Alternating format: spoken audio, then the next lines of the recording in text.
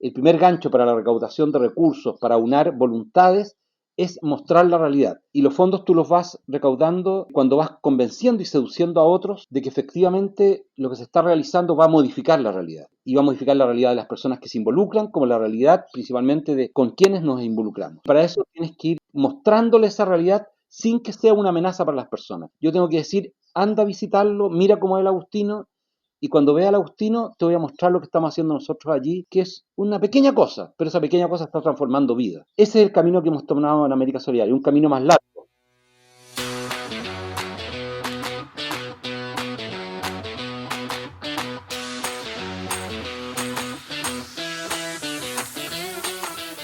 Hola, estamos convencidos que cualquier acción que involucre pasión es arte. Bienvenidas y bienvenidos al podcast de Intervenarte. Decía que los últimos episodios de este podcast fueron un lujo. No sé qué les diga un lujo, pero hoy tengo el honor de conversar con Benito Baranda, una persona que parece indignada todo el tiempo, que habla desde las entrañas y quizás sí, así lo sea, por lo que pude notar. Benito es psicólogo, orientador, maestro, es un activista social chileno. Su voz es una fuerte influencia no solo en la realidad chilena, sino en toda Latinoamérica. Es fundador, aunque no le gusta que lo llamen así, es cofundador de América Solidaria, una organización que lucha porque ningún niño o niña sea vulnerado o excluido en América, impulsando proyectos de desarrollo de capacidades y educación en solidaridad global. América Solidaria se ideó en la mente de este personaje allá en Chile, pero ejecutó sus primeras acciones en Haití y desde ahí se abrió paso a países como Estados Unidos, México, Colombia, Perú, Argentina, Uruguay, Guatemala, Honduras, República Dominicana.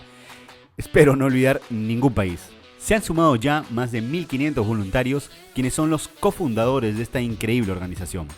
Hoy hablamos de cómo se conduce una organización de tal magnitud, hablamos de sus experiencias de vida, pero sobre todo de una realidad que queremos obviar, la desigualdad social. ¿Es correcto vivir obsesionados por superar la pobreza económica? Yo soy Fabricio Serna, host de este podcast Intervenarte, y converso con personas que buscan cambiar el rumbo de su historia, de nuestra historia. En este episodio de Intervenarte Podcast, Benito Baranda.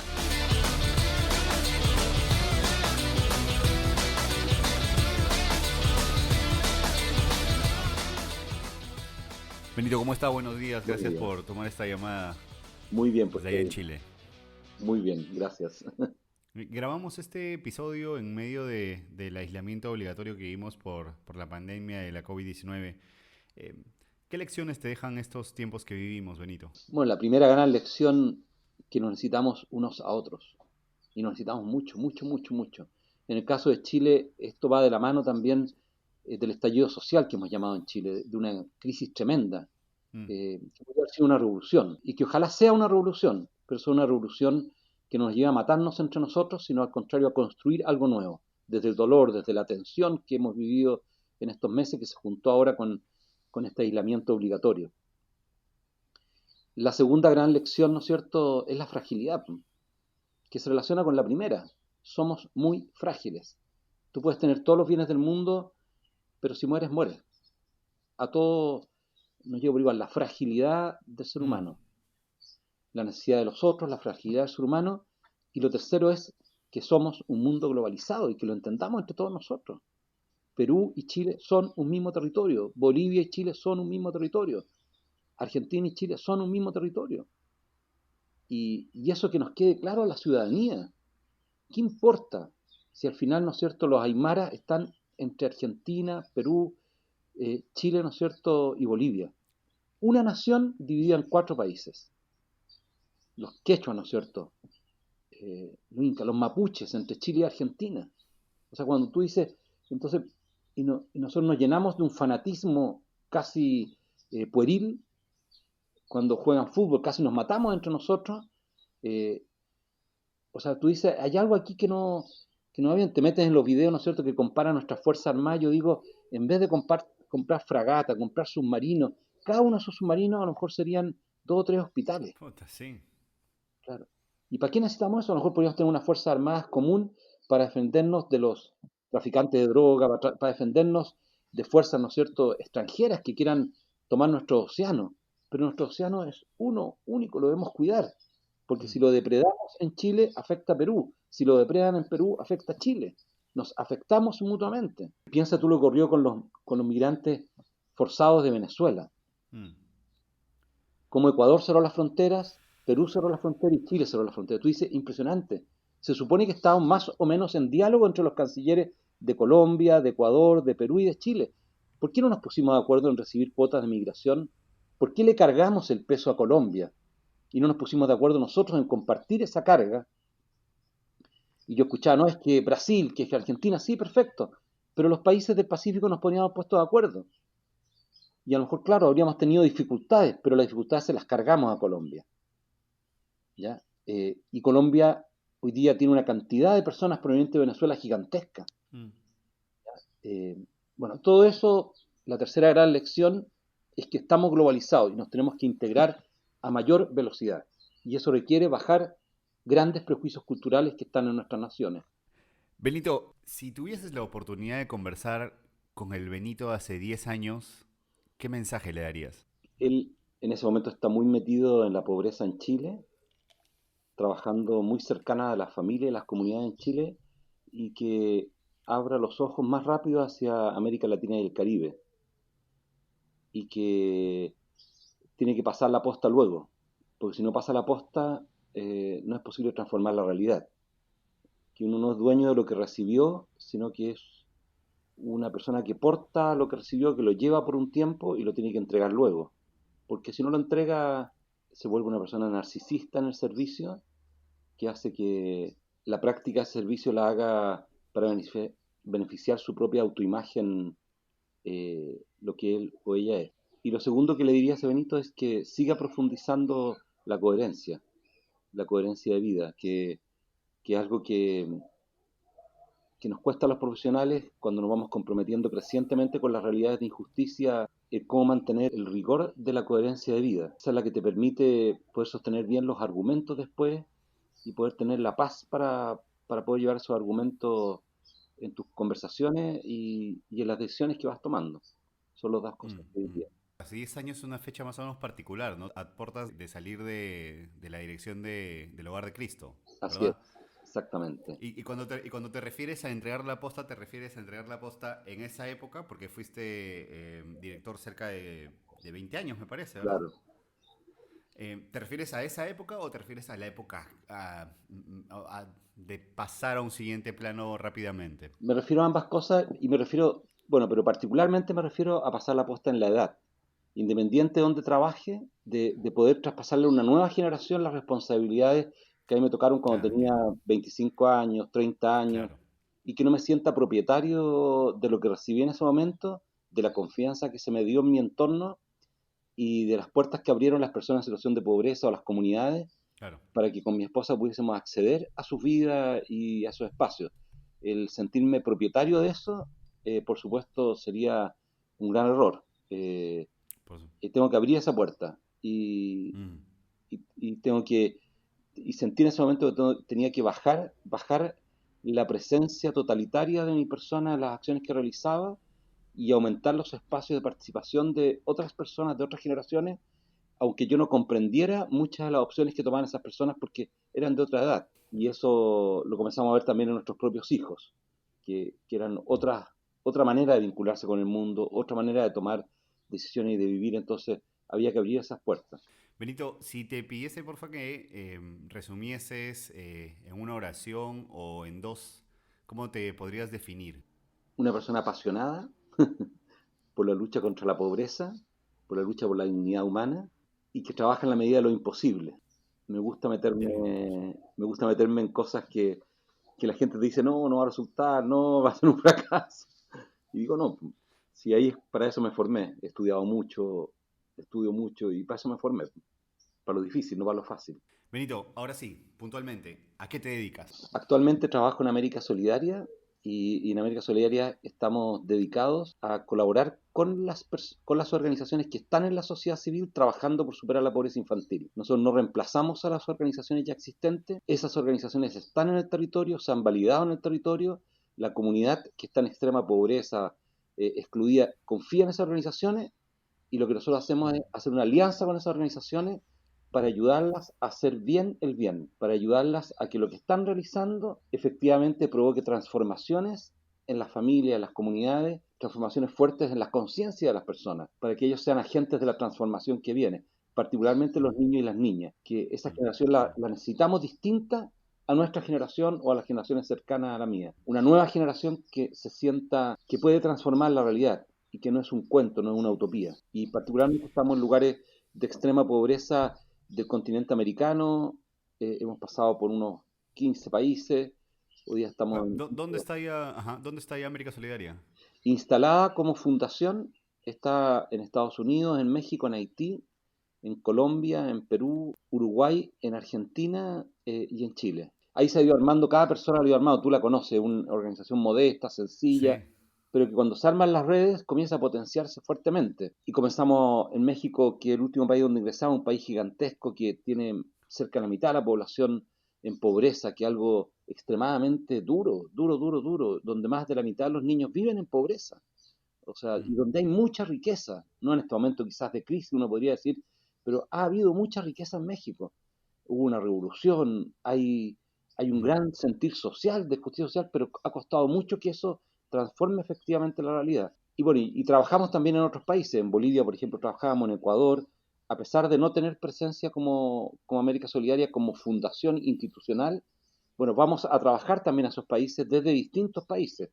Trabajamos también en Paraguay, en Honduras, en Guatemala, en Nicaragua trabajamos en un tiempo también. Ahora estamos metidos en El Salvador con los jóvenes que están ingresando en las maras, dentro de los recintos de privación de libertad, en asociación con una organización muy competente que trabaja allí. Estamos potenciando el trabajo que ellos realizan y por supuesto durante muchos años trabajamos en República Dominicana, pero después del terremoto de Haití concentramos gran parte de la energía en Haití. Esperamos volver pronto a República Dominicana. De hecho, la historia de América Solidaria parte o empieza en Haití, fuera de Chile, ¿verdad? Así es. En Chile ocurre un encuentro continental de jóvenes católicos, donde vienen más o menos 500.000 jóvenes, muchos por supuesto de Argentina y de Perú, que eran los dos países vecinos, y de Bolivia, y el resto del mundo, también de Haití, del resto de América. Ujú.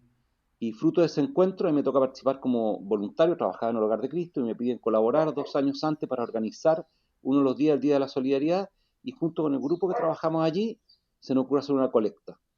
Y esa colecta, por supuesto, si tú ves a los jóvenes en la calle como si estuviesen en Lima, cientos de jóvenes, por supuesto que la colecta recauda muchísimo dinero, la comunidad le da mucho dinero porque ve estos jóvenes de todos los países de América solicitando dinero para Haití, y cuando vamos a Haití para poder hacer entrega de ese dinero, en el lugar donde llegamos, que se va a construir un centro de jóvenes que ya existe, nos damos cuenta de un Ujú. consultorio que está cerrado. Y preguntamos por ese consultorio cerrado a las personas que fuimos y nos dicen que funciona 15 días al año con médicos que vienen de Estados Unidos y que durante el Ya. año eso funciona con unas religiosas haciendo curaciones, con unas farmacias, unas religiosas Wow. de Colombia, Dominica. Y le dijimos, bueno, ¿y si mandamos unos médicos de nuestros países para colaborar? Y ellos se ríen y dicen, imposible, dice un cura italiano, no, tan loco. O sea, de Colombia o de México que vengan, pero ¿qué van a venir de allá de Chile si eso queda en la Antártida? Me dice. Entonces, ¿qué van a venir? Yo le digo, está puesto que vengan. Y el 2002 llegaron a final del 2002 los primeros médicos, después se sumaron profesionales de Perú, de Bolivia, de Colombia, y se comenzó a armar América Solidaria. Por eso yo digo, cuando me preguntan a mí, en Chile me dicen mucho usted que es fundador de América Solidaria, yo no soy el fundador, soy un cofundador como muchos otros jóvenes que han pasado. Más de 1.000 profesionales han pasado por América Solidaria. Nadie trabaja en su país. Tú cuando postulas vas a otro país a trabajar, inclusive puedes ir a trabajar a países que tienes prejuicios, que los miras en menos, y te toca ir a trabajar a ese lugar, y además del trabajo que realizas como profesional, haces una transformación de tu cabeza también, de tu mirada que Sí, tienes a los ciudadanos de ese sí. otro país.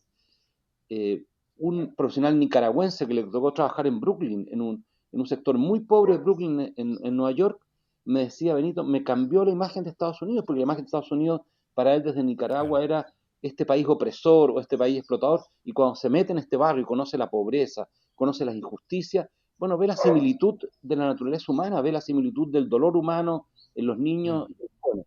Y eso, bueno, se comenzó a extender por todo el continente, y bueno, partió con esos 3 primeros profesionales y por supuesto eso se fue multiplicando gracias a este compromiso de jóvenes profesionales que no solo desean, ¿no es cierto?, indignarse ante la realidad, sino que desean transformar también y colaborar con transformar esa realidad.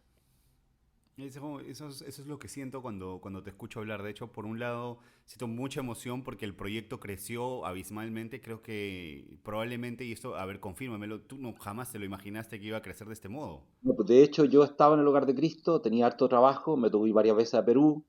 Allí en Perú un Hogar de Cristo fallido y me tocó estar metido acompañando a la persona que estaba a cargo de eso. eh, y viajaba harto, me pedían, en Bolivia me tocó estar trabajando harto también con los jesuitas para poder ordenar un poco las obras sociales que tenían ellos.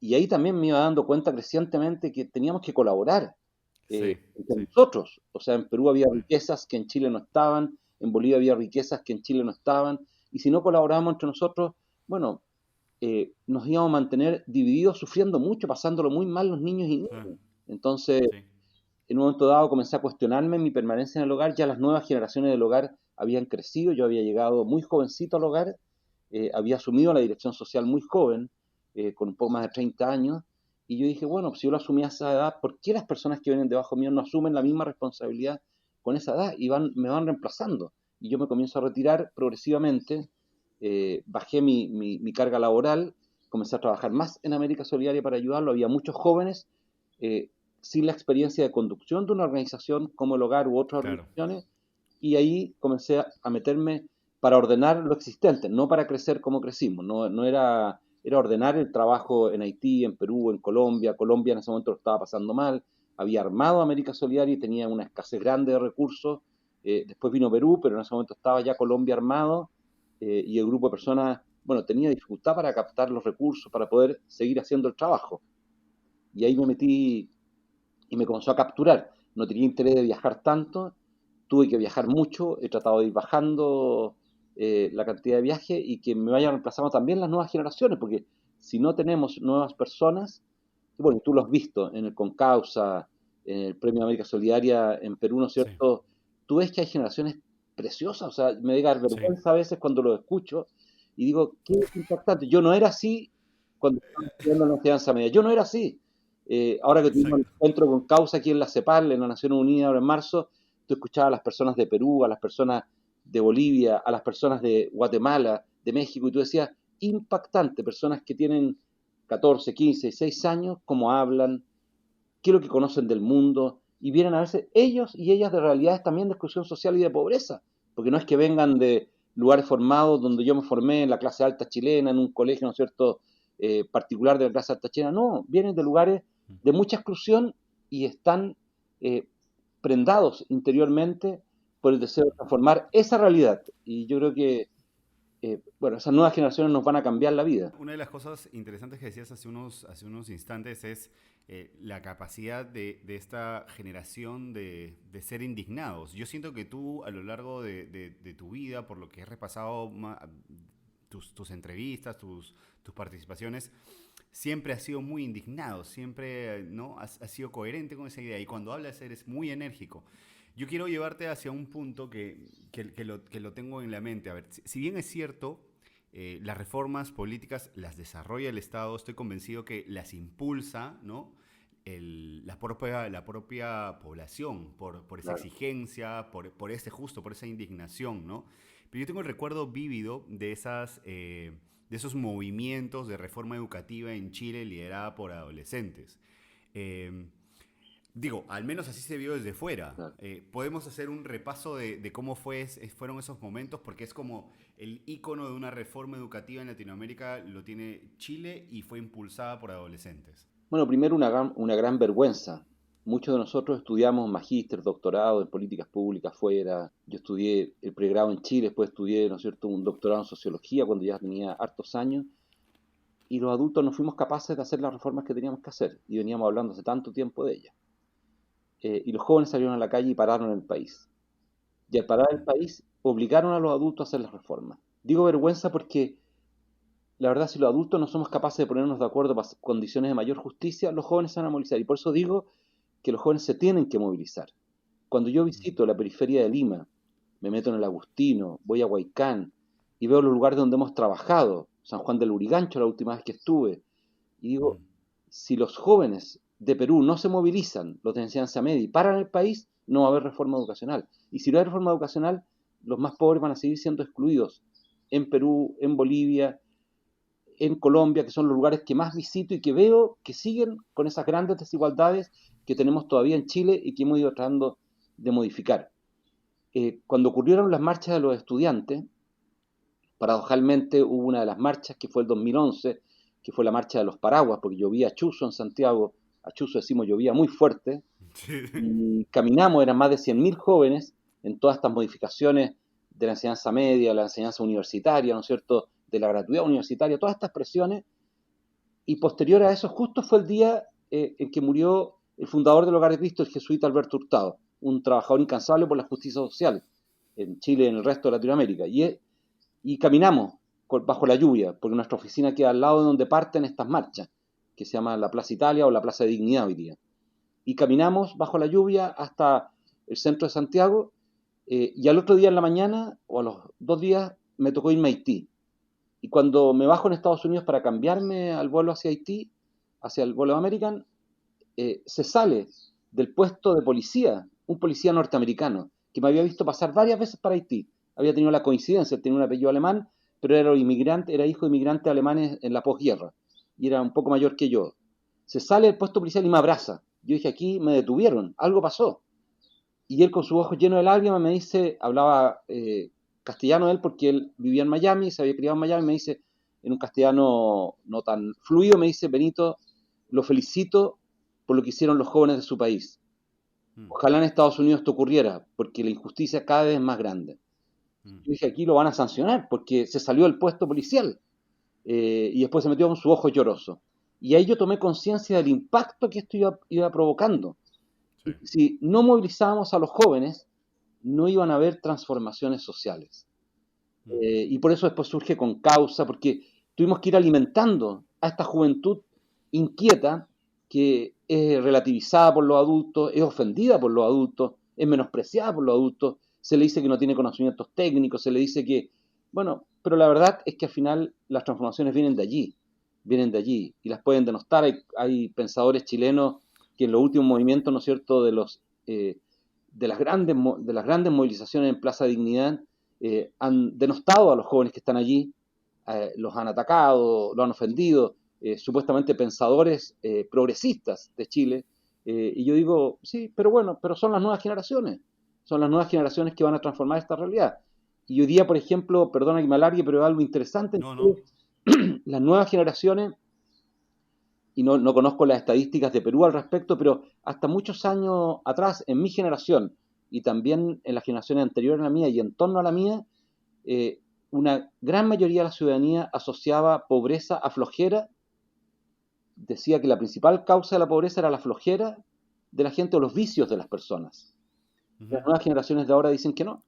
Cuando tú ves las estadísticas, dicen que el gran causante de la pobreza es la injusticia social y la falta de oportunidades. ¿Te fijas? mm. Es un cambio, y un Desigualdad, cambio sí, que lo sí. lograron las nuevas generaciones. Y ese cambio me llena de, como me produce una paz también de decir, esta generación dio un paso que nosotros no fuimos capaces de dar. Nosotros nos obsesionamos por superar la pobreza económica, y Chile fue aplaudido en el mundo por eso, pues fuimos el país que más aceleró la pobreza, la reducción de la pobreza económica en La América reducción, Latina y sí. el Caribe, y nos acercamos a Uruguay, que tenía, ¿no es cierto?, una pobreza muy baja, y tiene una pobreza baja y una extrema pobreza baja, pero se nos olvidó la desigualdad. Y la desigualdad, cuando tú la mantienes reduciendo la pobreza, te genera una frustración tan grande Claro, que al final te provoca claro. un gran sentimiento de injusticia. Y cuando tú tienes un sentimiento de injusticia, dices, claro, efectivamente superamos la pobreza económica, yo puedo comer hoy día, pero mira la diferencia social que tenemos dentro de mi país, la diferencia en educación, en salud, en vivienda, y eso generó, ¿no es cierto?, este gran malestar que se juntó ahora con la crisis que estamos viviendo de salud. Pero Benito, vas esbozando cómo fueron esos momentos, pero lo que yo me pregunto, sobre todo en estos tiempos, es realmente qué se necesita para que estas generaciones o las que vienen más atrás realmente puedan entender que tienen que involucrarse, que exigir, que ser activistas como fuiste tú desde tan joven. ¿Qué tienen que hacer? Porque lo tenemos claro que si no lo hacen, los cambios no suceden, pero Tienen que ¿cómo dan un meterse paso adelante? tienen que meterse en la realidad. De hecho, en una de las charlas que estuve en Lima, el último viaje, estuve con estudiantes de un centro técnico bien conocido allá, y en la charla que di les pregunté a algunos de ellos, ellos vienen algunos de sectores populares, pero cuando hablé de los sectores donde trabajábamos, uno de ellos me dijo que eran sectores de mucha pobreza y peligrosos. Entonces le dije, ¿tú los conoces? No, no Sí. los conozco. Si las personas no Están en el conocemos la realidad, imaginario, ¿no? claro, Sí. si las personas no conocemos la realidad, difícilmente vamos a trabajar por modificarla. Difícilmente vamos a tener el fuego interior de poder, ¿no es cierto?, querer transformar esa realidad. Entonces, yo, ¿qué es lo que digo siempre en nuestros países? Lo dije en Colombia. En Colombia me recuerdo una escena muy tremenda, que estamos en alianza, ¿no es cierto?, con un banco y los trabajadores del banco con sus gerentes dijeron, queremos visitar los lugares donde ustedes trabajan. Y los llevamos en Bogotá a un lugar que es muy grande, que se llama Ciudad Bolívar, a la parte alta Ciudad Bolívar, donde trabajamos, y cuando íbamos, en los pequeños buses que íbamos, la cantidad de personas, yo iba con alguno de los gerentes, iba un hombre armado adelante. Por protocolo tenía que ir un hombre armado, por seguridad. Entonces yo dije, bueno, qué tremendo, pero claro, había un protocolo de seguridad que llevaba que la gente tenía que ir acompañada, y por supuesto el hombre prudentemente no llevaba el arma estaba en el piso, pero él iba sentado al lado del chofer del bus, y bueno, y fuimos subiendo, y el gerente que iba al lado mío, que era uno de los gerentes importantes, me decía, colombiano, me decía, Benito, qué impresionante, aquí la gente está saliendo a la escuela, era temprano. Yo decía, bueno, ¿qué esperabas tú dentro de Ciudad Bolívar? Los niños van a la escuela. Y además, Los niños no están asaltando, ¿no? claro, unas canchas de fútbol muy bonitas, y una de las personas de América Solidaria le dijo, esas canchas de fútbol son hechas por una fundación de una conductora de televisión colombiana que trabaja en Estados Unidos, que ella dona el dinero para la actividad deportiva en Ciudad Bolívar. Y así. Y después llegamos un poquito arriba ya a la parte donde teníamos que bajarnos, y había unas personas que vendían arepas. Y pasaban los trabajadores antes de tomar el transporte colectivo y compraban la arepa y decían, Y uy, aquí compraban venden las arepas. arepa en la calle. Había panadería, habían almacenes, y esta persona me comentaba, yo no me imaginaba Ciudad Bolívar así. Y cuando nos bajamos, la persona estaba muy tranquila. Y, y la persona, ¿no es cierto?, que venía cuidándonos, que venía armada, los distintos buses, venía una persona, no se bajaron, se quedaron arriba y vieron que el Claro. lugar era, había niños, había familias que nos estaban esperando, era un lugar común y corriente, donde había personas igual que nosotros, que han tenido mucho menos oportunidades que yo, y que están haciendo grandes esfuerzos para modificar su realidad, porque quieren una vida digna para sus hijos. Esos niños y jóvenes quieren también una vida que les permita desarrollar sus capacidades naturales. Entonces, la pobreza sigue siendo la mayor privación de libertad que tenemos en la humanidad. Es la mayor privación de libertad. Y si los jóvenes de hoy día no se vinculan con esa pobreza, su indignación frente a la realidad va a ser narcisista. Mm. Se van a centrar mucho en sí mismos cuando sean adultos, en cómo el Estado los sirve a ellos, cómo la empresa privada los sirve a ellos, pero no como ellos desde la sociedad civil se movilizan por los otros. Mm, Entonces, mm. yo creo que el paso siguiente es ese natural narcisismo ocurre en la adolescencia, que a todos nos ha ocurrido, no quedarnos pegados en ese narcisismo o en ese individualismo, que es natural, que es necesario, ¿no es cierto?, para reafirmar la propia identidad, sino salir de él vinculándonos a otra realidad. Y mi gran trabajo durante, no, también en el Hogar de Cristo, destinada como la mitad de mi jornada laboral a ir a liceos, escuelas, a promover esto, a vincular un voluntariado con zonas de pobreza, a decirle al mejor liceo de una pequeña localidad al sur de Chile que no sacan nada con ser las mejores alumnas en un liceo femenino, si es que la escuela más pobre de ese lugar no tiene las mismas oportunidades que ella. Y ellas, Claro. viniendo de pobreza, se movilizaron para trabajar por esa escuela más pobre, teniendo, ¿no es cierto?, un resultado tremendo de los resultados académicos. Entonces yo les Increíble. decía, tienen que movilizarse, aunque sean ustedes, vengan de pobreza, pero ya son de excelencia porque han llegado a un liceo de excelencia. Entonces, movilícense por los otros. Y yo creo que ese es el gran cambio, que si no lo hacemos, eh, tú y yo hemos creado las imágenes del mundo, dice Zygmunt Bauman, a partir de las experiencias que hemos tenido. Mm. Si tus experiencias han sido limitadas, no es responsabilidad tuya, ni mía, porque así fue nuestra infancia. Pero sí es responsabilidad tuya y mía que ahora, siendo adultos, ampliemos las Mm, experiencias. Porque mm. si no las ampliamos, Sí. nuestras imágenes del mundo se van a quedar pobres, pequeñitas.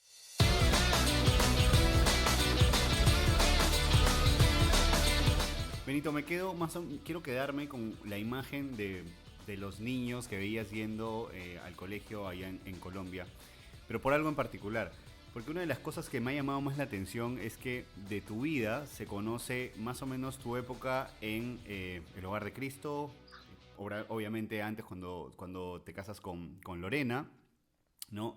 y por ahí más o menos. Pero no hay mucha información tuya de antes a la que yo no he tenido acceso, ¿no? ¿Cómo era tu relación familiar? ¿Qué le preocupaba al Benito adolescente, al Benito niño? Sé de hecho que fuiste atleta y registraste un récord sudamericano de atletismo. Sí. Pero también sé pero también me choco con un Benito muy versátil, ¿no? Muy multidisciplinario, porque hasta escribías poesía, eras poeta. Escribo ¿Cómo todavía. era ese Benito, cómo era ese Benito de la adolescencia, saliendo de la infancia? ¿Qué le motivaba, qué le gustaba y cuáles eran sus temores? Bueno, provengo de una familia de 10 hermanos, somos 5 hombres y 5 mujeres, soy el tercero de 10 hermanos, con una hermana mayor. eh, Tengo 61 años hoy día, mi hermana mayor tiene 63. eh, Somos 5 hombres, 5 mujeres, en nuestra familia hay una mujer que es religiosa y un sacerdote que es religioso, y el resto, bueno, tenemos hijos. Durante mi infancia fui una persona muy inquieta. Sí, quizá uno podría definirlo hoy día como una persona con síndrome de déficit atencional. Yo que soy psicólogo así, o hiperkinético, como se decía después.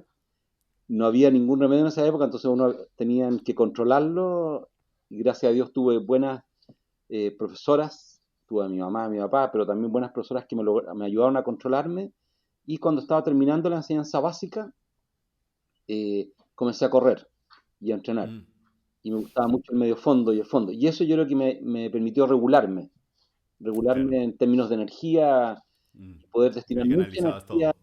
porque Sí. me gusta mucho correr, hasta el día de hoy, a pesar de que hoy día corro más despacio, todo por la edad, todo, pero me gusta mucho.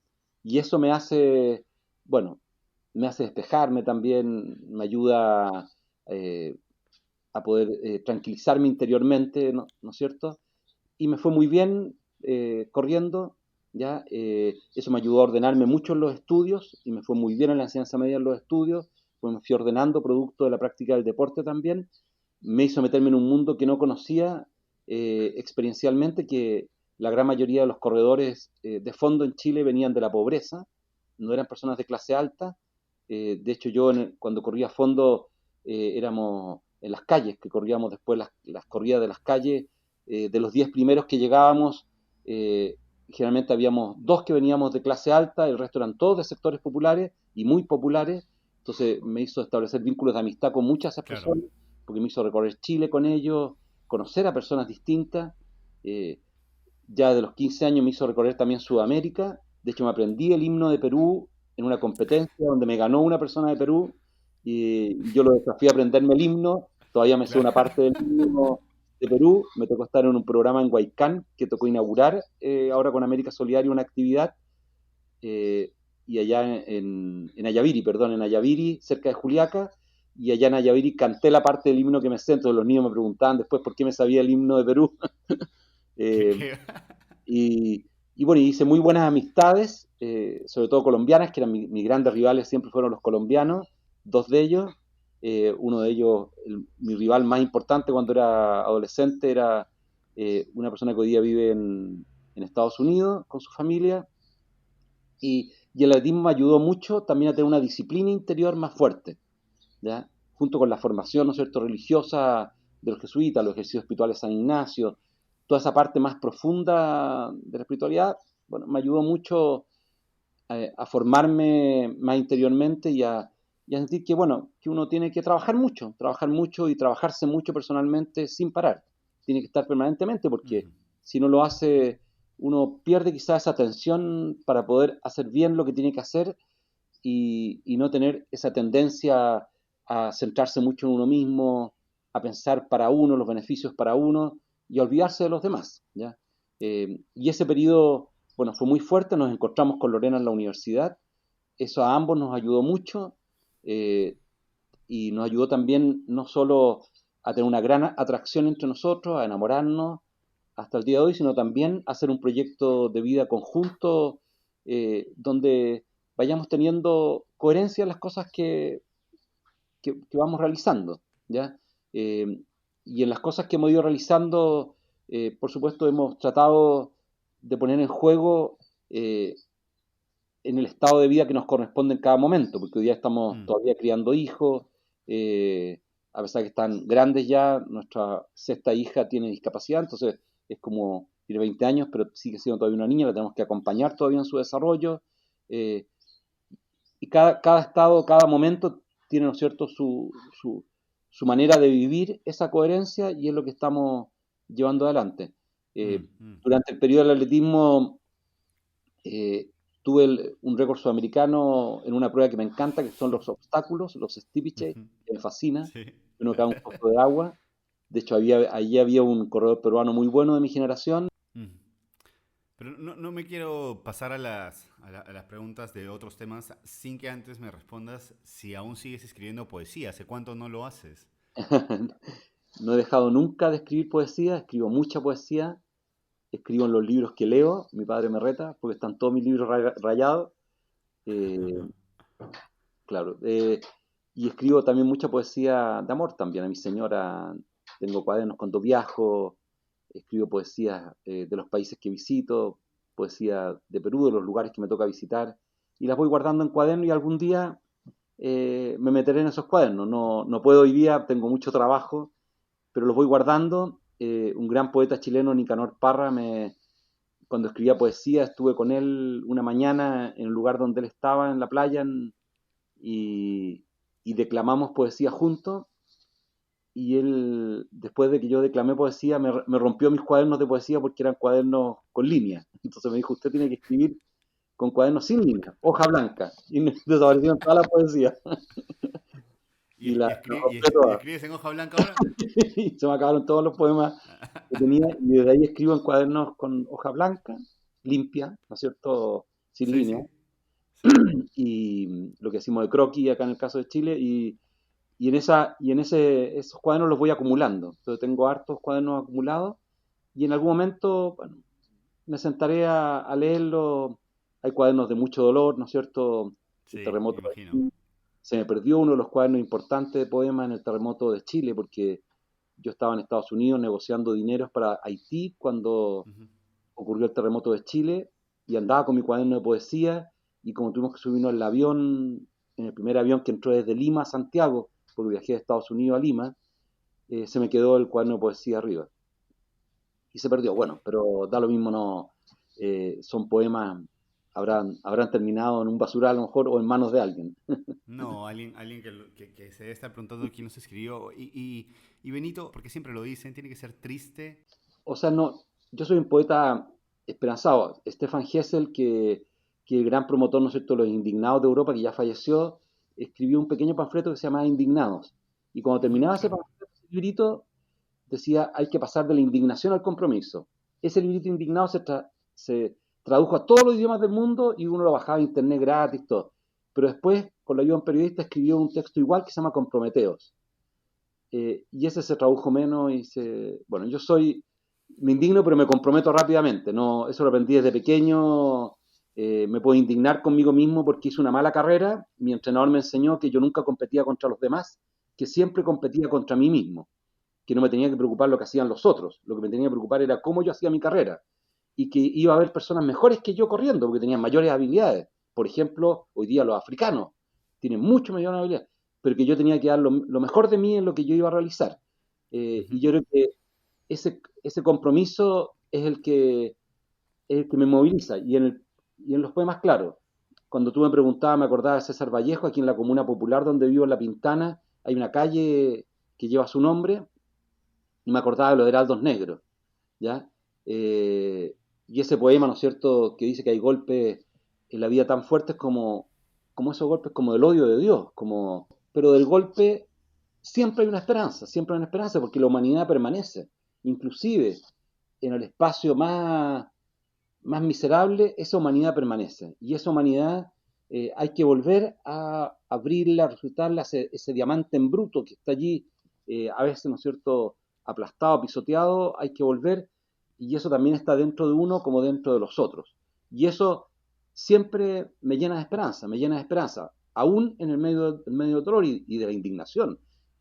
La primera vez que pisamos Haití con Roberto, con uno de los amigos voluntarios del Encuentro Continental, también adultos, visitando un lugar que se llama Cité Soleil, había un gran basural, y en ese gran basural, ¿no es cierto?, que tiene que haber sido el año 99, como en abril del 99, estaban unos cerdos comiendo en el basural, en un lugar tristísimo, es un lugar tristísimo para todos nosotros, triste, porque Ujú. Haití es parte de nuestro continente latinoamericano, del Caribe, y había el cuerpo de un niño, estaba un niño tirado, muerto, desnudo.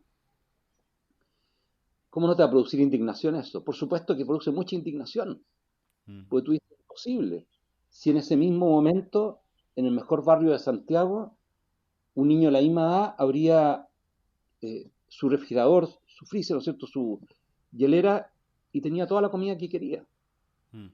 Vivía en una casa de 200, 300 metros cuadrados y eran 4 o 5 personas. Y tenía un tremendo jardín, y tenía agua potable, y tenía alcantarillado. Entonces tú dices, por supuesto que uno se indigna, pero si me quedo solo en indignación, seguramente no voy a poder movilizar a las nuevas generaciones para transformar eso. Mm. Seguramente yo no tengo la fuerza, no tengo la sabiduría, no tengo la posibilidad, no tengo el poder para poder movilizarlo, pero si voy ampliando la cantidad de personas que toman contacto con esa realidad, se indignan y comienzan a modificarla, bueno, no lo voy a ver, pero seguramente mis nietos iban a ver un mundo Mm, distinto. mm. Es que creo que eso justo está o sea, cuando ves tú una imagen de ese tipo, hay un borde, ¿no? Entre lo que es frustración por no poder hacer algo, ¿no? Y justo cuando pasas eso es cuando se convierte en indignación y te puedes ir contra todo. Y esto lo digo para que podamos reflexionar sobre una etapa de tu vida. Sé que fuiste voluntario en un hospital psiquiátrico en una época en que aún se hacían experimentos con el electroshock en las personas con esquizofrenia. Y fue durante la época de la dictadura en Chile. ¿Cómo fue esa experiencia, Benito? Bueno, con 5 compañeros de la universidad, entre ellos Lorena, todavía no estábamos juntos, éramos del grupo de amigos, con Lorena, mi Ujú. esposa, íbamos todos los sábados en la mañana como voluntarios al Hospital Psiquiátrico El Peral, o Pendor, que se llama en Chile, que queda cerca de nuestra casa hoy día. Nosotros vivíamos en el barrio Alto de Santiago, en otro sector, íbamos para allá. Ella trabajaba en el pabellón de mujeres, yo en el hombre. Esto no era un hospital psiquiátrico, era un asilo psiquiátrico, porque la verdad es que estaba Un asilo con psiquiátrico, ok. eran 1.300 personas, le llamaban hospital ellos, pero eran 1.300 personas. Ok. En plena dictadura no había medicamentos y se aplicaba mucho electroshock. Y mucho del personal que estaba allí, no todo, pero había personal que estaba allí, personal de salud, que estaba en ese lugar porque era castigado en otros lugares. Entonces tú eras castigado en un hospital, era un auxiliar de salud o un técnico médico, ¿no es cierto? Y te castigaban a este lugar. Entonces, Enviándote ahí. claro, muchos de ellos estaban desmotivados o desmotivados, eran buenas personas seguramente, pero estaban desmotivados trabajando allí. Y bueno, nos tocaba ver, ¿no es cierto?, cómo se maltrataba. De hecho, un día llegamos con mucha neblina, subíamos en el auto de uno de los compañeros nuestros que nos llevaba y vimos cómo una persona que trabajaba en los jardines de ese hospital psiquiátrico violaba a una persona en el pabellón de mujeres desde afuera de la reja, y vimos la escena y fue terrible, terrible, terrible cómo la estaba violando a esta mujer, un abuso tremendo. Y bueno, y fuimos trabajando fuertemente en el hospital, en el pabellón de hombres, y uno de los hombres que estaba allí, que era cercano en la edad, yo lo acompañé durante un tiempo. Como durante 3 o 4 semanas fue avanzando él, fuimos tomando contacto con su historia, con su vida, me empezó a contar algo de su familia, algo que no había hecho en el hospital, llevaba mucho tiempo en el hospital, de haber tenido unos 25, 26 años, y llevaba desde los Wow. 7 años en el hospital, entonces no había tenido, pero empezó a tener recuerdos. Y un sábado que llegamos, él estaba botado en la cama. Trato de activarlo y el auxiliar me dice, no, Benito, no va a reaccionar. ¿Y por qué le dije yo? Es que tuvo un ataque en la semana y le aplicaron el electroshock. Quedó anulado, nunca más volvió a tomar contacto con su historia. Entonces yo decía, además de mantenerlos privados de libertad en un hospital psiquiátrico, además los torturabas. Mm, mm, Yo entiendo que el electroshock puede ser útil para algo y hay gente que lo regula, ¿no es cierto? Y que lo usan y que ha tenido resultados en depresiones profundas. Bueno, hay mucho de literatura y yo me dediqué a meterme en la literatura porque lo encontraba terrible. Pero yo dije, si tú tienes una persona que no cuenta con sus familiares, la única manera de acceder de que esa persona se le pueda aplicar el electroshock es con una orden judicial. O sea, el mm, médico tiene que tener una orden donde justifique científicamente que ese es el camino para sacarlo de un momento malo de la vida de esa persona y que explicite las dosis que va a aplicar, ¿no es cierto?, desde el electroshock. El abuso de la dignidad humana es tremendo y la mirada que se tiene acerca de esas personas es que son inferiores, si no, no abusarías. ¿Te fijas? Entonces, de ahí yo he venido masticando durante mucho tiempo que la mirada que tú tienes acerca de los demás condiciona la relación que estableces con los demás y después condiciona tu práctica, tu vida. Si la mirada es de dignidad, tú te vas a relacionar de manera igualitaria y vas a tener una práctica justa. Si la mirada es de indignidad, te vas a relacionar de una manera no igualitaria y tu práctica va a ser de injusticia. Quiero hablar sobre América Solidaria, pero ya nos contaste cómo está constituida y más o menos qué es lo que hacen. Yo quisiera ir un poquito más adentro. ¿Cómo se conduce una fundación de este tipo? ¿Cómo se pueden lograr estos fondos, diferentes instituciones, empresas, sociedad civil, etcétera? Sin fondos, tú no podrías estar haciendo nada de esto. ¿Cómo es ese proceso? Y te lo pregunto, no sé, para alguien que tiene una ONG, una fundación o un emprendimiento social, el cual no sabe cómo movilizar esto para poder ayudar a más personas. Bueno, en el caso de Chile, en la escuela de sordociegos donde está nuestra hija Magdalena, que también es muy difícil movilizar fondos, ¿ya? La sordoceguera es reconocida en Perú y en Colombia como una discapacidad única. En Chile no es reconocida como discapacidad única. Tú eres sordo o eres ciego, pero no eres sordo ciego. Y sordo ciego es bastante más complejo, ¿no es cierto? Ahora hay una iniciativa parlamentaria que lo está llevando adelante. Entonces ahí cuesta mucho recaudar fondos. En el caso de América Solidaria, tú al involucrar jóvenes ya movilizas una fuerza de recaudación de fondos muy grande, porque los jóvenes atraen, ¿no es cierto?, también mucho entusiasmo. No son personas mayores, con personas mayores a veces cuesta también recaudar fondos. Cuando vas convenciendo y seduciendo a otros de que efectivamente lo que se está realizando va a modificar la realidad, y va a modificar la realidad de las personas que se involucran, como la realidad principalmente de con quienes nos involucramos. Y para eso tienes que ir mostrándole esa realidad sin que sea una amenaza para las personas. Yo tengo que mostrar la realidad a ti del Agustino, pero sin que represente para ti una amenaza que yo te juzgue a ti, que yo diga tú eres el culpable, la sociedad no. Yo tengo que decir, anda a visitarlo, mira cómo es el Agustino, te voy a mostrar lo que estamos haciendo nosotros allí, para que es una pequeña cosa, pero esa pequeña cosa está transformando vida. Ese es el camino que hemos tomado en América Solidaria, un camino más largo, no un Sí. camino solo de la publicidad, de mostrar, ¿no es cierto?, que hacemos maravilla, porque a lo mejor no es tan grande lo que hacemos, es más grande que lo que hacíamos en el pasado, pero lo que queremos mostrar es mostrarte esa realidad. Y ese mostrar esa realidad es lo que hemos hecho con los socios que tenemos en Lima, con las empresas, ¿no es cierto?, que nos acompañan, con los trabajadores, empleados de esas empresas. La última vez que estuve visité algunas de esas empresas, les conté lo que estábamos haciendo.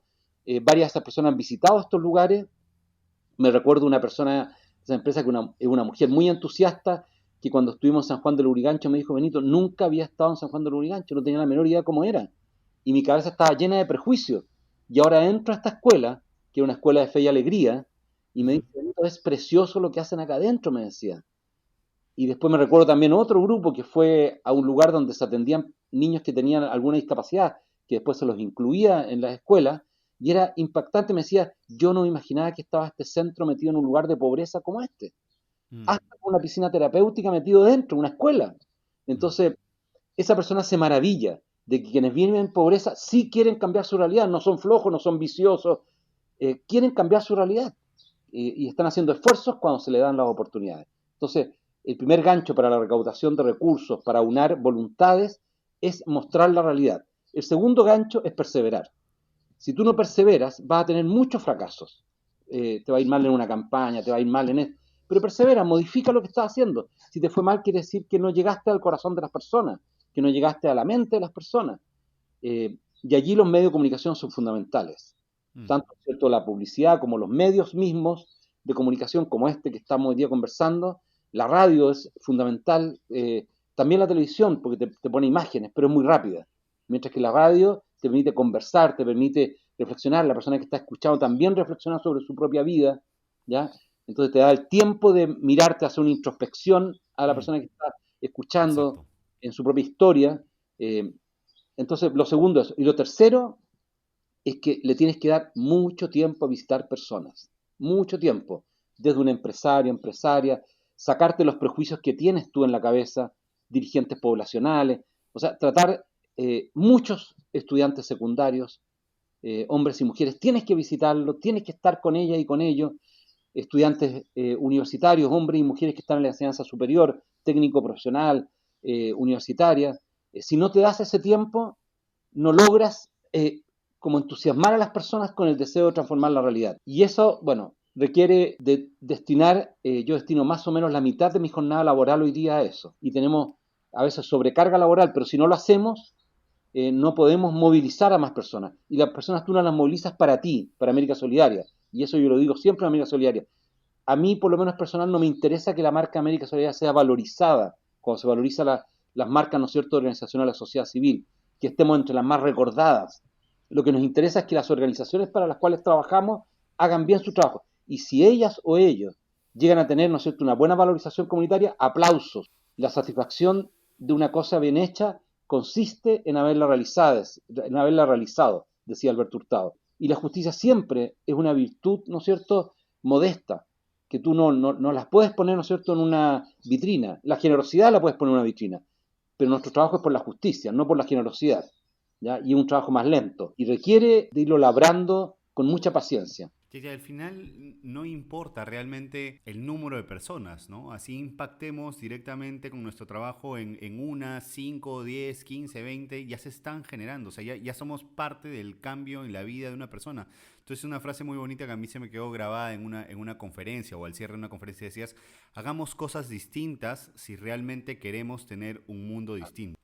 Por supuesto, y yo digo, por lo que hemos vivido con Lorena, nosotros cuando nos casamos nos fuimos a vivir a un barrio popular, vivíamos en un barrio de clase alta. No hay ninguna novedad en barrio popular porque el 90%, 80% de los chilenos viven en barrios populares. Pero nosotros que vivimos en un sector más acomodado fue un cambio de vida y lo queríamos hacer con mi esposa.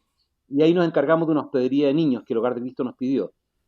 Y tú podrías decir en esa hospedería de niños, niños que vivían habitualmente, ¿no es cierto?, en la calle, era la crisis económica de los 80, eran niños, no eran tantos niños, 30, 40 niños, los que llegaban a este lugar en la noche y se fueron quedando. Pero la vida de ellos fue cambiando y la vida de ellos se fue después multiplicando porque muchos de ellos se casaron, son profesionales y algunos de ellos, y tú ves sus familias y ya sus hijos son distintos a ellos. No van a vivir en la calle, ya están terminando su educación escolar, tienen grandes capacidades que han logrado desarrollar. Entonces, tú tienes siempre que pensar que lo que realizas, el impacto que va provocando en las comunidades se va multiplicando. Y se va multiplicando a gran velocidad. ¿Ya? En la población que vivimos acá al lado nosotros en Santiago, que es muy parecida al Agustino, que se llama El Castillo, en una comuna que se llama La Pintana en Santiago, tú ves cómo se va multiplicando el trabajo que se ha realizado con muchas de las familias que llegamos a trabajar con Lorena hace más de 30 años y que va cambiando la realidad. Nosotros no la cambiamos, no hay ninguna vanidad en eso, la cambian las propias personas. Las personas tienen la riqueza, uno desata esa riqueza, La da capacidad, camino. claro. Sí. Entonces, yo estaba pensando cuando tú me preguntabas qué ha ocurrido en un consultorio en Haití. En ese consultorio que partimos en Haití, cuando celebramos los 15 años de América Solidaria, fue la gente de América Solidaria de Perú también, nos juntamos todos en Haití. Éramos un grupito modesto, alojaban en una casa bien modesta, toda la gente de todos los países, y fuimos al consultorio. La última profesional dejaba de trabajar ese año en el consultorio. El consultorio durante 15 años había sido dotado de profesionales de nuestros países, pero desde hacía más o menos 10 años habían comenzado a llegar los profesionales haitianos. Hoy día ese consultorio atenderá a 300, 400, 500 personas, es parte de la red de salud del Estado haitiano, es un consultorio no del Estado, pero es parte de la red de salud, y trabajan allí 37 haitianas y haitianos, técnicos, profesionales, y no hay extranjeros. Puede llegar un extranjero voluntario, Sí, pero es sí, manejado claro. por los haitianos. Y son grandes Estamos hablando de ese mismo consultorio con el que empezamos la conversación, que tú me profesionales. dijiste que habría cada 15 días. Y tú lo ves hoy día y es emocionante. Imagínate que ahí Claro. se hace hoy día vacunatorio. Ujú. Eso ya bajó la mortalidad infantil en esa zona, en Corat de Buquet. Inmediatamente. Tiene odontología que no tenía. El primer sillón odontológico que llegó era un sillón antiguo de Estados Unidos que al conectarlo hizo que se cayera el sistema eléctrico del barrio y se cortó la luz de todo el barrio. Y tuvimos que pedirle a las Fuerzas Armadas de nuestros países que estaban allá que nos prestaran un generador para que funcionara el sillón dental. Hoy día tiene 4 sillones dentales funcionando. Y así, tiene un gimnasia de tratamiento para personas que están con problemas circulatorios, para personas mayores, que hay mucho en Haití. Y así, para personas crónicas. Bueno, y tú ves ahí, dice, y hoy día las religiosas colombianas, ya viendo que este consultorio ha funcionado, están creando un nuevo consultorio pediátrico también con voluntarios, a unas 10 cuadras de este lugar. Y al lado de ese consultorio pediátrico acaban de levantar un jardín infantil. Tú dices, Haití es un desastre, sí, tiene un montón de problemas. Pero ese jardín infantil hoy día recibe 150 niños. Y al lado está el consultorio pediátrico. Partieron con una nueva obra, ya el otro está funcionando. La escuela que estaba al lado del otro, que tenía 40 alumnos, hoy día tiene 600 alumnos, donde también hay profesionales de América Solidaria, y así. Te fijas que se va multiplicando. Tú fuiste un granito de arena, no puedes ser tan vanidoso y decir, no, nosotros lo hicimos. No, mentira. Colaboramos en la dignidad de esas personas y las personas sacaron adelante esos procesos porque tenían la riqueza para hacerlo.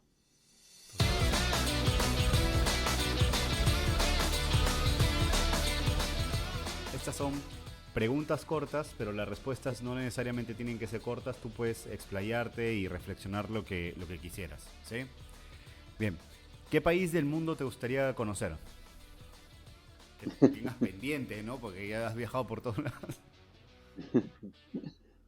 Bueno, siempre con mi señora nos ha gustado, nos gustaría estar en India. Quizá hoy día ya no ha aprendido más Centroamérica. Hace poquito, antes de que partiera toda la pandemia, estuvimos en Cusco también, que nos gusta mucho. Nos quedamos algunos días en Pisac y también en Chinchero. Y esos lugares nos gustan mucho. Nos gustan mucho, pero claro, Katmandú es un lugar que nos atrae.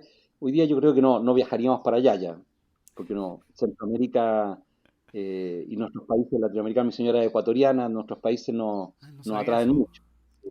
Y nos atraen mucho el poder estar en nuestros países y el visitarlos más y conocer más de nuestra realidad.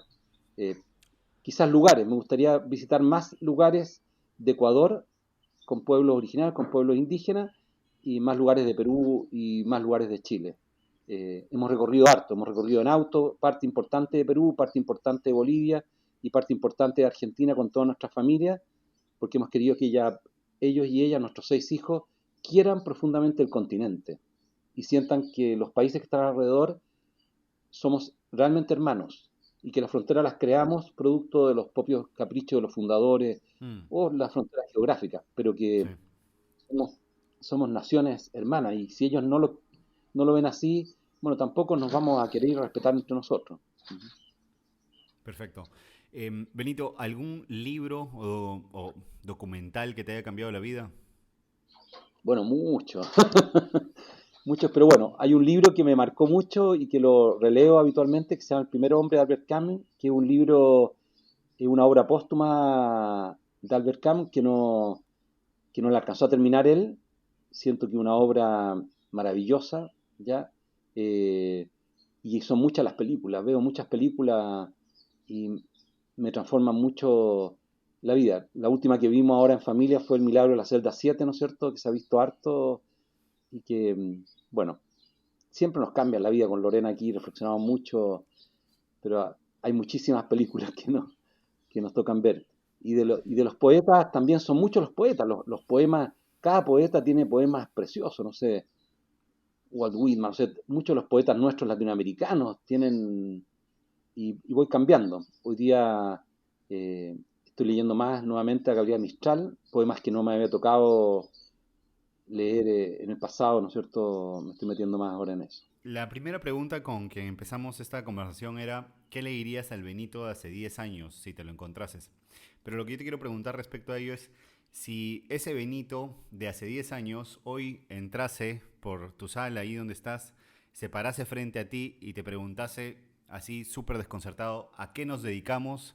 ¿Qué le responderías? Nos dedicamos a lo imposible, a trabajar por la justicia en lugares donde otros u otras no quieren trabajar para que los niños y niñas salgan adelante. A eso nos dedicamos. Siempre pregunto si esa persona lo entendería, pero en tu caso yo creo que él se sentaría y se pondría a conversar un buen rato. Bueno, el Benito de antes también decía esta frase y la sigo repitiendo hoy día. Mientras más difícil, mejor. Y cuando en América Solidaria él dice, es muy difícil, digo, pero mientras más difícil, mejor. ¿Para qué Se estudiaste? disfruta. Sí, claro, ¿Para qué claro, te se disfruta formaste? más. Si tú te levantas en tu casa, ¿no es cierto? Yo me levanto en mi casa, puedo tomar agua potable, puedo, ¿no es cierto?, vestirme, puedo duchar, no soy una persona desnutrida. Bueno, El resto es anecdótico. Que sea difícil, para eso tengo las canas que tengo, ¿no es cierto? Y tengo que estudiar y leer. Sé muy poco de lo que se puede hacer. Sabré el 10%, pero bueno, tengo que seguir estudiando y viendo la realidad. ¿Tienes algún hábito o rutina? Bueno, desde pequeño, cuando tenía ya el inicio de la adolescencia, el hábito de levantarme temprano y de practicar deporte. Entonces, mientras practico deporte, hago oración, lo junté con la oración, que es muy importante para mí, y me levanto muy temprano y hago deporte todas las mañanas, y ese es un hábito permanente. O sea, me cuesta mucho dejar de hacerlo, entonces a veces trato de postergarlo un poco para no despertar a Lorena, porque me A despierto qué hora temprano, despiertas, Benito? a las 5. A las 5 de la mañana. Pero es porque me quedó el hábito de la adolescencia, porque me levantaba muy temprano a entrenar y entonces tengo el reloj biológico ya en eso. Bueno, pero me quedo en la cama, trato de evitar levantarme los fines de semana, sobre todo tan temprano. Benito, ¿existe la felicidad? Existe la felicidad, por supuesto. Hace unos meses atrás murió de un infarto en Barcelona Ricardo Caponi, un psiquiatra chileno que habla sobre la felicidad y que acaba de sacar un texto que me tocó leer el borrador sobre la felicidad. Y él habla de la construcción de la felicidad, desde el punto de vista más psicológico, pero también desde, con mucha filosofía. Esa felicidad se construye en el vínculo con otros. Tú no construyes la felicidad aislado. Mm, Para las personas que no han logrado experimentar el amor, es difícil alcanzar la felicidad y por eso tienes que ampliar esa experiencia del amor, del vínculo amoroso con las personas, para que puedan entrar, ¿no es cierto?, a pillar parte de esa felicidad interior. La felicidad, uno podría decir, está vinculada a bienes materiales, sí, pero no necesariamente a todos los bienes materiales, está vinculada a bienes materiales quizás que te pueden dar algo de felicidad, pero el bien material que tú a veces crees que te va a dar toda la felicidad, la psicología dice que te seduce ese bien material, tú lo obtienes y después pierdes su poder de seducción. mm, mm. Muy, muy raro. Y entonces no es fuente de felicidad. La fuente de felicidad está muy relacionada con los vínculos que establecemos entre nosotros las personas. Genial, genial. ¿Cuál es tu mayor temor en la vida?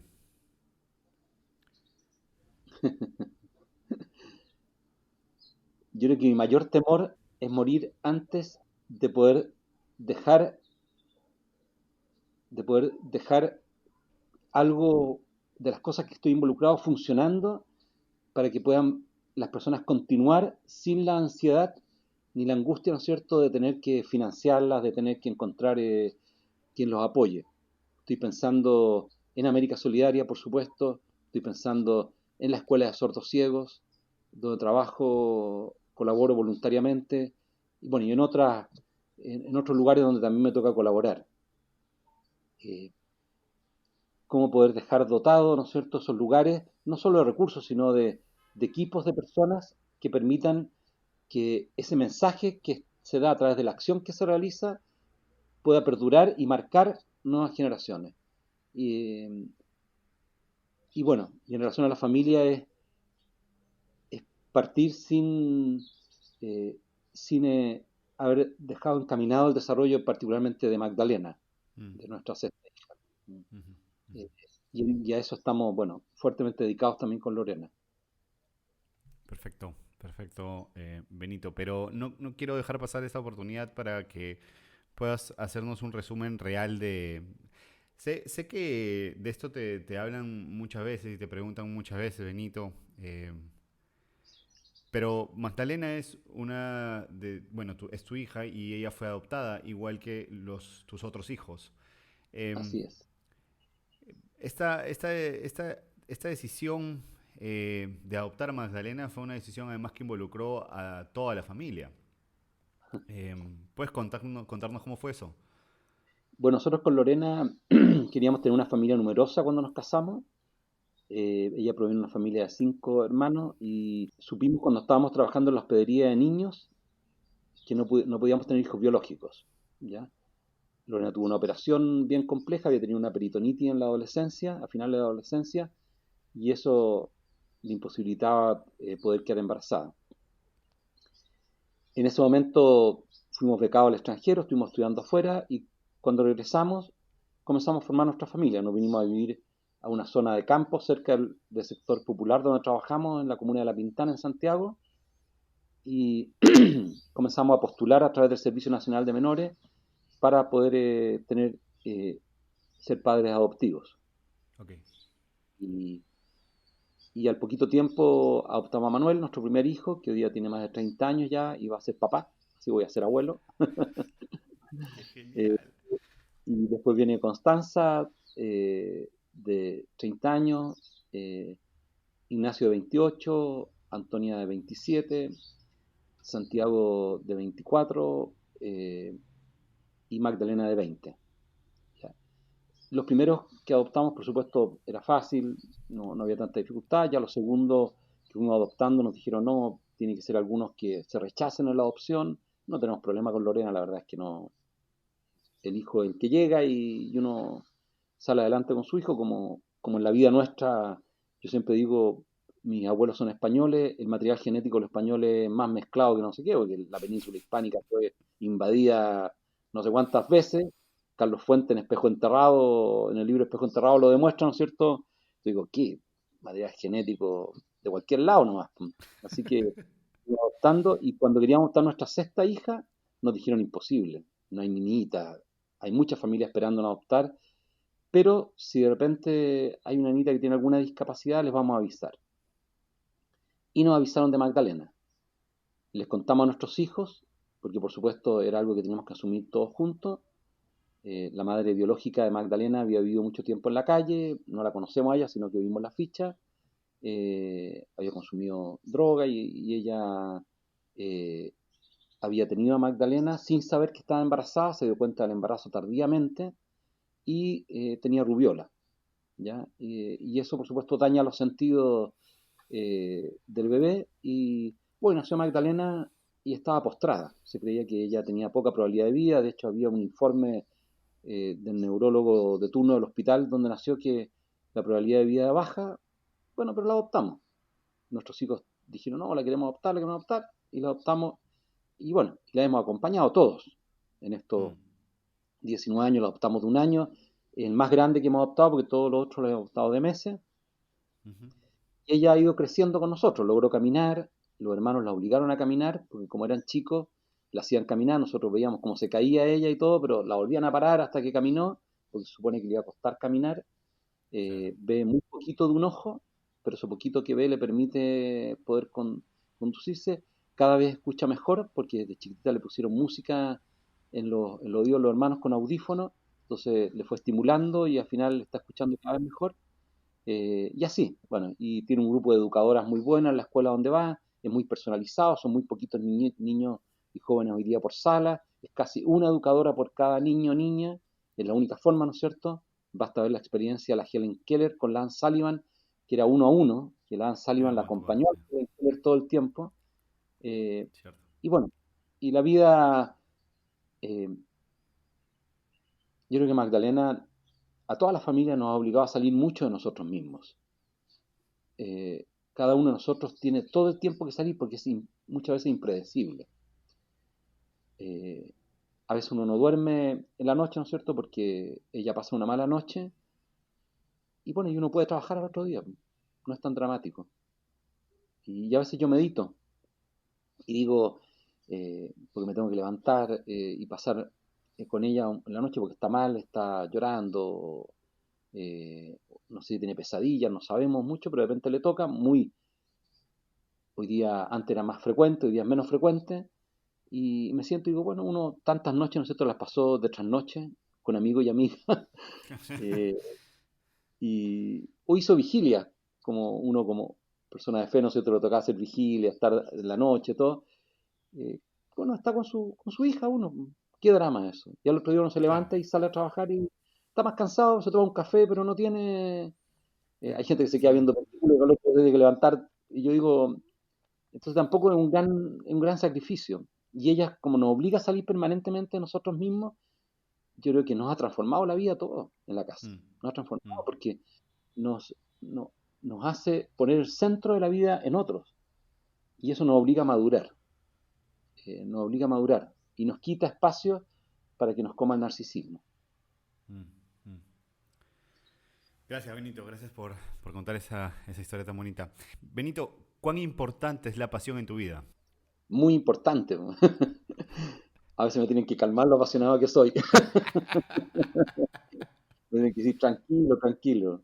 Mis poemas, cuando uno los lee, hay algunos que son muy apasionados, tanto en el amor como en los dolores sociales y la pasión también por correr.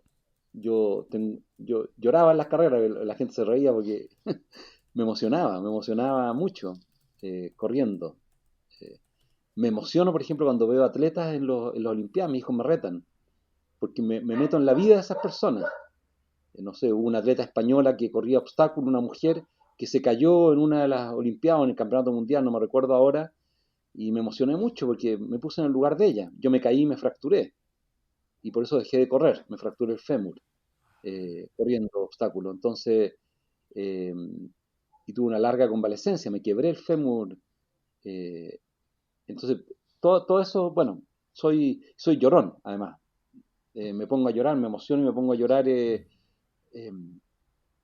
y a veces cuando estoy hablando de temas de mucho dolor me pasa. Me tengo que tragar saliva y parar un poco porque me duele el dolor de los otros, pero también al reflexionar me emociono sobre las transformaciones de las personas.